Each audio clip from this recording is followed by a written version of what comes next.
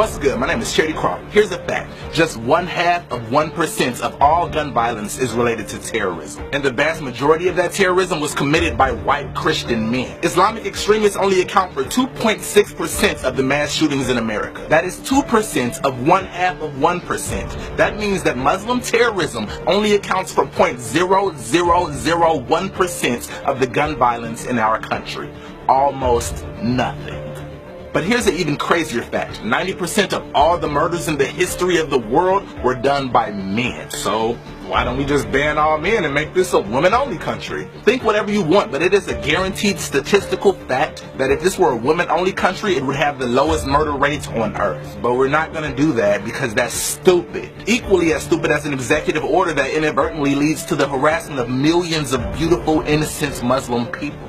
And I know what you're thinking. But you're just talking about gun violence. What about all the other terrorist attacks that happened? I'm glad you brought that up. It's true. About 3,100 innocent Americans have died in terrorist attacks since September 11, 2001. But keep in mind, of those 3,100 people that died, 2,902 of them died on September 11, 2001. So let's be clear. When we say terrorism in this country, 93% of what we're talking about is 9/11. Well, despite the fact that Trump's executive order consistently mentions 9/11 and consistently mentions terrorism, none of the home countries of the 19 hijackers are included in the ban. So what really is this about? Well, first of all, this is not a Muslim ban. I'll be honest, I read the entire executive order as written in New York Times, and nowhere in it does it include the words Muslim or Islam. Now, many political people will try to use that fact to justify it and say, see, this has nothing to do with religion, racism, or Islamophobia. If you actually read the executive order, you'll see that it's only about the 7 countries that have terrorist affiliation. Well, to those people, I'll first repeat, it does not include the home countries of any of the 19 men that were responsible for the largest terrorist attack in the history of America. Those countries are Saudi Arabia, Egypt, United Arab Emirates, and Lebanon.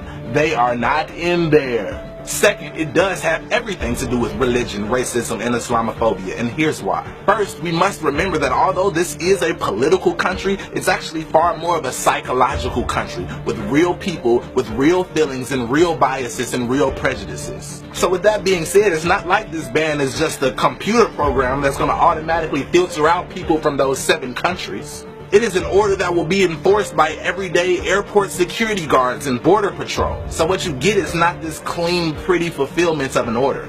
You end up with a bunch of airport security stopping everyone they see in a hijab or a turban and demanding them to prove that they are not a terrorist.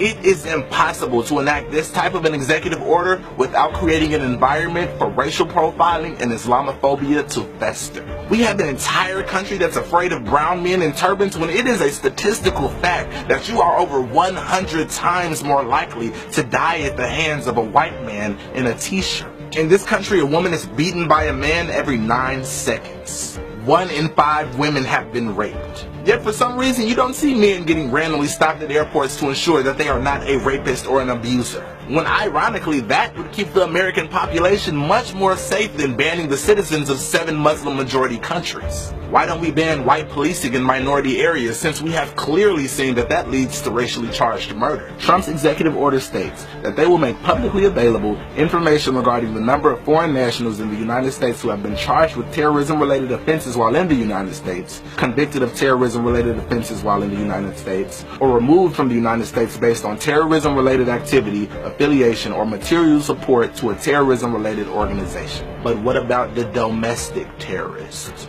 What about the Ku Klux Klan? Can we expect to see a detailed list of all the living members of the Klan and their affiliates? Because considering the fact that 90% of American terrorism is done by white men, that would be an astoundingly more helpful list. It even says in Section 9, Part 3 of Trump's executive order that they will release information regarding the number and types of acts of gender-based violence against women done by foreign nationals. Yet they conveniently omit the fact that almost all of gender-based violence against American women is done by American men, the vast majority of which are of Caucasian descent and don't have a drop of Middle Eastern heritage in their families. In short, my fellow Americans, I ask that you do not live your lives in fear. Islam is not the enemy of America. In fact, radical Muslim terrorism is close to the very bottom of potential threats to your life in this country. And lastly, to all of the amazing Muslim people of the world, never take off your hijab, queen. Never take off your turban, king. Speak in whatever language you so choose. You are amazing. You are beautiful. You are strong. You are valuable.